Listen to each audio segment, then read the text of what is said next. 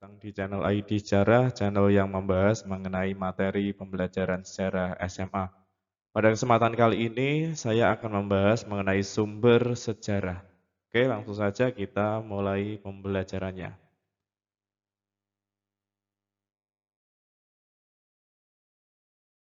Ya, sumber sejarah berdasarkan sifatnya dibagi menjadi tiga, yaitu sumber primer, sumber sekunder, dan sumber tersier. Nah, maksudnya apa mengenai sumber sejarah berdasarkan sifatnya? Jadi, sumber sejarah itu sangat banyak sekali, dan ini bisa dikelompokkan menjadi tiga sifat.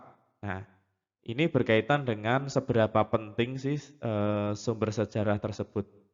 Nah, yang pertama adalah sumber primer. Dari pengertiannya, Pak disebutkan dulu, sumber primer yaitu kesaksian dari seorang saksi yang menyaksikan peristiwa dengan indera yang dimilikinya, baik mata ataupun indera lainnya. Nah, sebagai contoh, Pak Ardi jelaskan mengenai peristiwa 17 Agustus 1945 atau dinamakan proklamasi.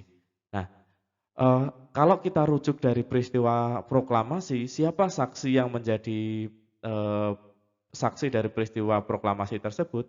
Orangnya adalah Soekarno, Hatta, dan orang-orang yang hadir di peristiwa tersebut. Nah, itu masuk ke sumber primer. Apabila orang-orang tersebut memberikan kesaksian, menceritakan kepada orang lain, kemudian dicatat, itu adalah sumber primer. Nah, Eee, kasus lain, katakanlah seperti kerajaan. Sebuah kerajaan, apa sumber primernya? Nah, sumber primer dari masa-masa yang sangat lampau, katakanlah seperti kerajaan atau jauh sekali sebelumnya, bisa jadi zaman praaksara, sumber primernya adalah sumber sezaman atau sumber-sumber yang ada pada zaman tersebut. Nah, sebagai contoh, kalau kita bahasnya mengenai kerajaan Majapahit, sumber primernya adalah Kitab Negara Kertagama. Nah, kemudian kalau kita bahas mengenai masa praaksara manusia purba, yang bisa menjadi sumber primer sezamannya apa, yang ada pada masa itu apa? Yang ada pada masa itu adalah fosil. Nah, fosil itu masuk ke sumber primer. Kemudian yang kedua, ada sumber sekunder. Sumber sekunder merupakan kesaksian dari orang yang tidak secara langsung terlibat atau hadir pada peristiwa yang dikisahkan. Nah, sebagai contoh Pak Ardi jelaskan tadi, peristiwa proklamasi. Proklamasi kalau kita ambil dari sumber sekundernya atau orang yang tidak secara langsung terlibat, bisa jadi orang yang menonton peristiwa proklamasi dari jauh. Nah, itu masuk sumber sekunder atau orang-orang yang dia pada masa itu dia tidak datang, tapi dia mendengar dari tetangganya mengenai peristiwa proklamasi yang ada di di Jakarta tersebut. Nah, itu bisa masuk sumber sekunder. Nah, kalau sumber dari katakanlah Pak Adi jelaskan tadi kerajaan Majapahit ya. Kerajaan Majapahit pun itu juga ada sumber sekundernya.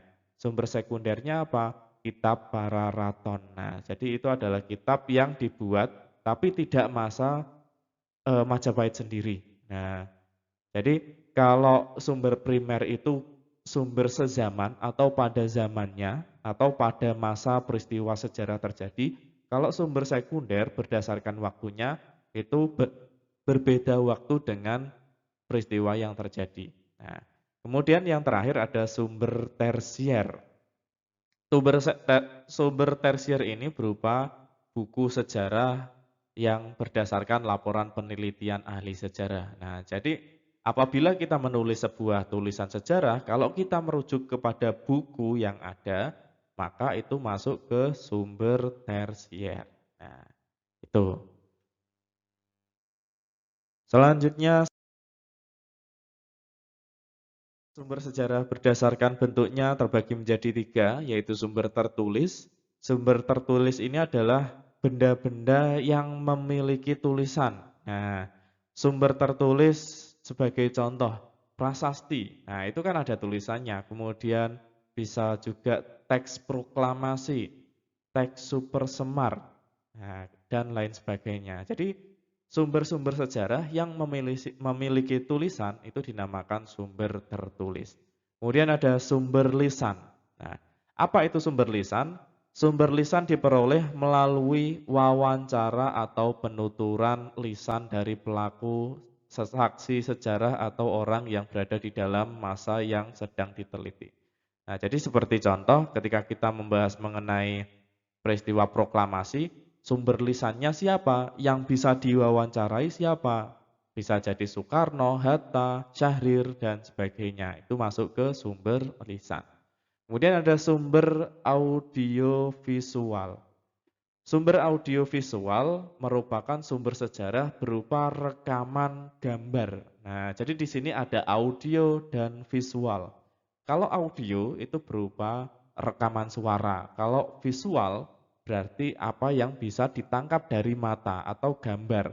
Kalau audio visual itu bisa diartikan sebagai rekaman bergambar. Nah, jadi contohnya seperti video, rekaman suara, kemudian film dokumenter dan sebagainya itu masuk ke sumber audio visual. Nah, itu paham ya. Selanjutnya, nah, kelebihan dan kekurangan bentuk atau jenis sumber sejarah. Kalau tadi Pak Ardi sudah jelaskan mengenai sumber sejarah berdasarkan sifatnya dan kemudian sumber sejarah sebagai ditinjau dari bentuknya, maka kita telisik apa kelebihan dan kekurangan dari sumber sejarah yang tadi kita sebutkan. Oke, yang akan menjadi pembahasan di sini ada 4 sumber sejarah. Yang pertama adalah artefak, kemudian ada fosil, tekstual, dan non-tekstual.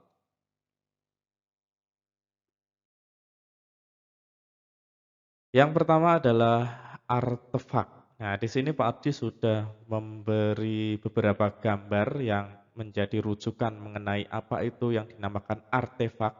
Nah, artefak sendiri adalah benda arkeologi atau peninggalan benda-benda bersejarah, yaitu semua benda yang dibuat atau dimodifikasi oleh manusia yang dapat dipindahkan. Nah, gambar-gambar yang Pak Ardi perlihatkan di sini, nah ini adalah benda-benda yang dibuat oleh manusia pada masa lampau. Dan benda-benda ini bisa dipindahkan. Nah, itu yang dinamakan artefak.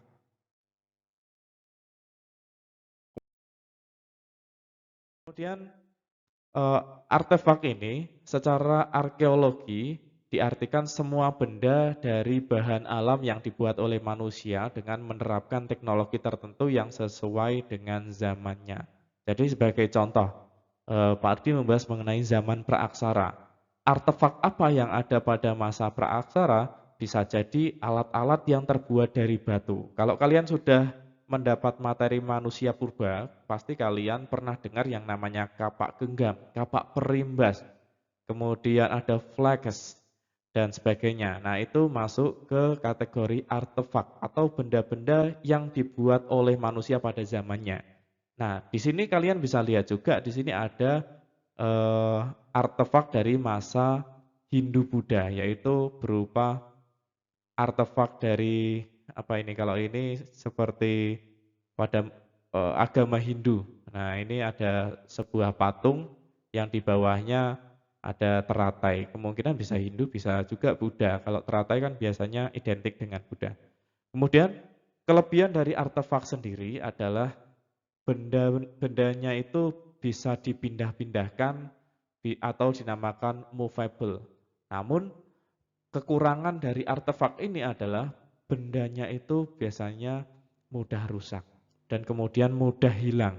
Nah, itu yang dinamakan artefak. Artefak dari masa ke masa, kalian bisa lihat ini adalah artefak dari masa praaksara, yaitu dari masa Paleolitikum, Mesolitikum, Neolitikum, Megalitikum, dan masa logam. Jadi kalau kalian sudah mendapatkan pelajaran dari sejarah Indonesia, harusnya kalian sudah hafal mengenai apa namanya benda-benda dari peninggalan tiap-tiap masa seperti Paleolitikum, Meso, Neo, Mega, dan masa logam.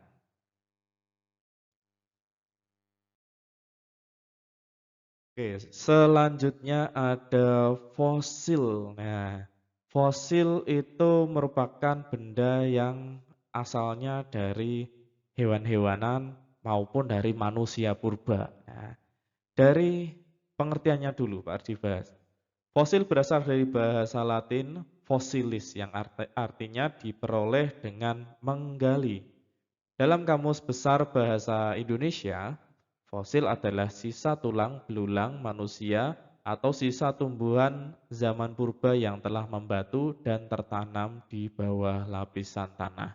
Nah, jadi eh, fosil merupakan peninggalan yang asalnya dari masa lampau berupa dari hewan-hewan bisa, manusia bisa, dari tumbuhan juga bisa yang terkubur di bawah tanah.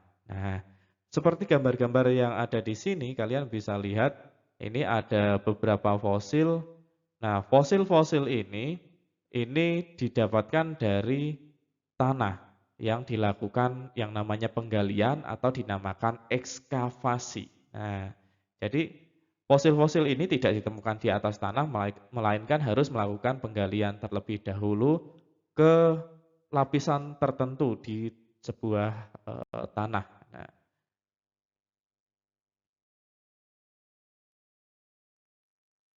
oke, fosil yang paling umum adalah kerangka makhluk hidup yang tersisa seperti gigi, tulang, cangkang. Ilmu yang mempelajari tentang fosil adalah paleontologi. Nah, untuk menjadi fosil, sisa-sisa hewan atau tanaman harus segera tertutup sedimen.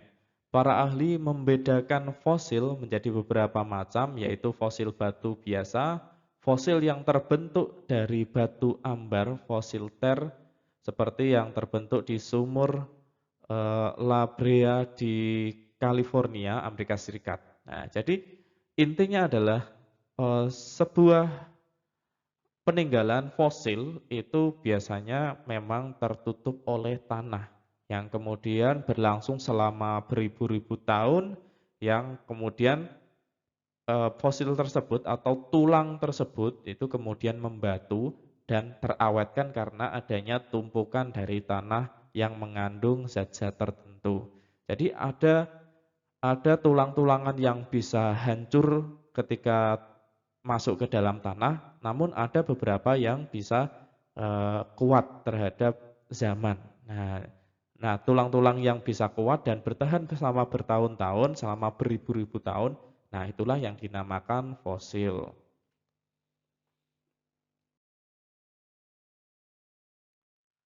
Kemudian terdapat istilah fosilisasi atau proses penimbunan sisa-sisa hewan atau tumbuhan yang terakumulasi dalam sedimen atau endapan, baik yang mengalami pengawetan secara menyeluruh, sebagian maupun jejaknya saja. Jadi untuk menjadi sebuah fosil, fosil itu kan memang dari tulang-tulangan ya. Kalau kita lihat dari gambar ini, gambar yang ada di depan kalian, ini adalah tulang dari manusia purba.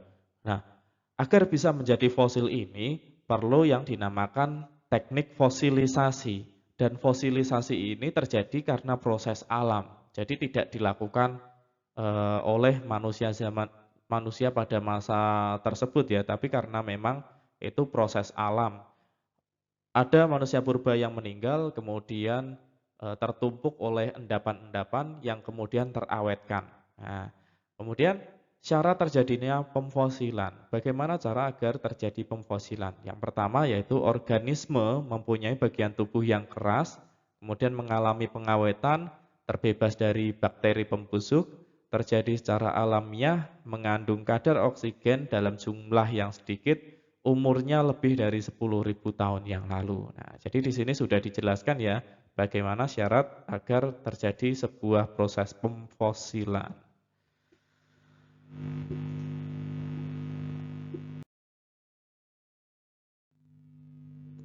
Kemudian manfaat fosil bagi ilmu sejarah. Jadi banyak sekali fosil yang kemudian dijadikan sumber sejarah untuk membahas mengenai sejarah masa praaksara di suatu tempat.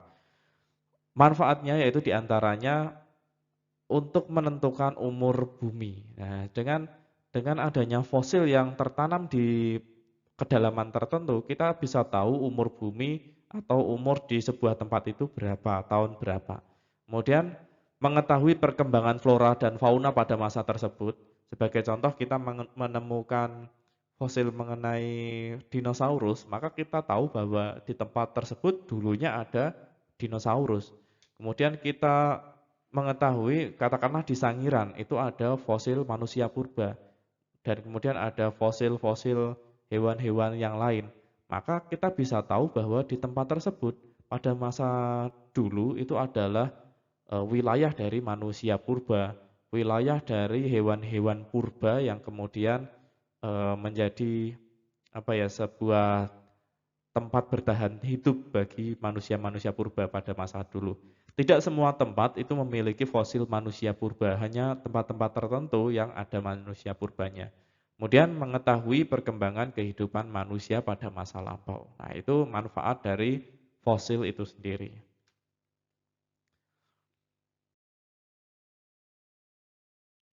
Selanjutnya ada sumber sejarah tekstual. Nah, apa itu sumber sejarah tekstual? Sumber sejarah tekstual adalah sumber yang berisi keterangan peristiwa masa lalu yang disampaikan berupa teks atau tertulis. Nah, tertulis ini bisa jadi ditulis di kertas bisa, ditulis di media lain selain kertas juga bisa. Nah, selain kertas, apa saja, Pak?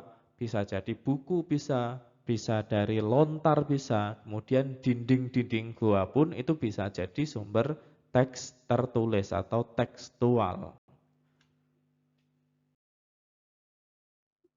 Nah, di sini ada sumber prasasti dan biografi atau autobiografi. Nah, kita bahas dulu yang pertama.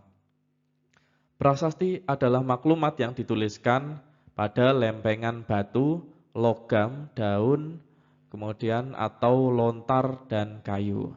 Penulisan prasasti dirumuskan menurut kaidah-kaidah tertentu pada zamannya. Nah, jadi eh, untuk merujuk masa masa yang dulu, masa kerajaan-kerajaan Hindu-Buddha itu bisa dicek dari prasasti atau kitab-kitab pada masa lampau. Nah, biasanya prasasti tersebut ditulis di batu, logam, daun, kemudian ada lontar dan kayu. Kemudian selanjutnya ada biografi dan autobiografi. Ini kalian pasti sudah pernah dengar terutama di mapel bahasa Indonesia ya. Biografi maupun autobiografi umumnya berisi tentang kisah seseorang. Sebuah biografi tidak hanya berisi catatan tanggal lahir dan wafatnya seseorang, pekerjaan dan perjalanan karir saja, melainkan juga bercerita tentang perasaan dari pemilik biografi dan pengalamannya dalam suatu peristiwa. Nah, jadi kalau sumber tertulis yang lain itu adalah sumber biografi dan autobiografi.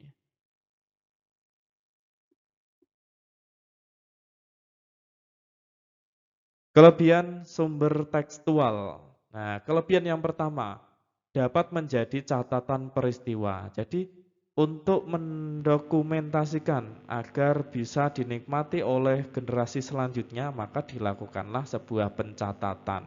Itu tidak terjadi ketika masa praaksara, karena pada masa praaksara belum ditemukan yang namanya tulisan.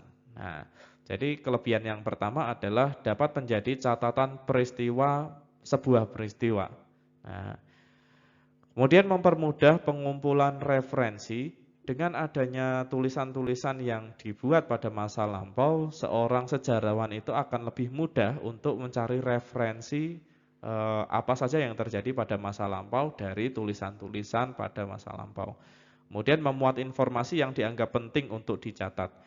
Biasanya orang-orang dulu kalau memang ada satu hal yang sangat penting, hal ini dianggap peristiwa bersejarah, maka dituliskanlah ke dalam satu media. Nah, sebagai contoh kalau sumber tekstual ya bisa jadi prasasti, bisa jadi seperti proklamasi itu kan terabadikan di sebuah teks ya. Kemudian eh, ada juga kitab, nah itu juga masuk ke sumber tekstual.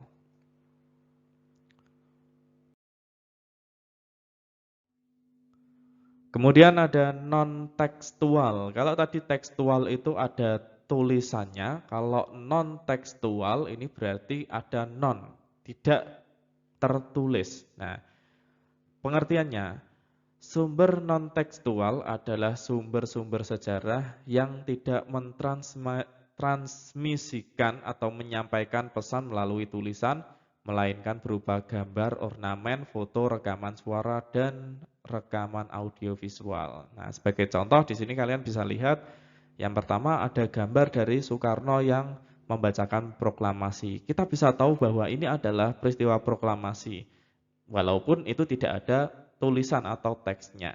Yang kedua ada eh, bukti sejarah dari peradaban manusia pada masa lampau, yaitu dengan menempelkan tangannya yang dicat di dinding-dinding gua. Nah, ini menandakan bahwa pada masa lampau mereka sudah bisa menginformasikan ke generasi berikutnya melalui tanda-tanda yang ada di gua-gua. Nah, selain itu ada lukisan-lukisan yang menggambarkan pada masa tersebut. Nah, ini kalian bisa lihat ada lukisan Mona Lisa, ada Bung Tomo, dan lain sebagainya.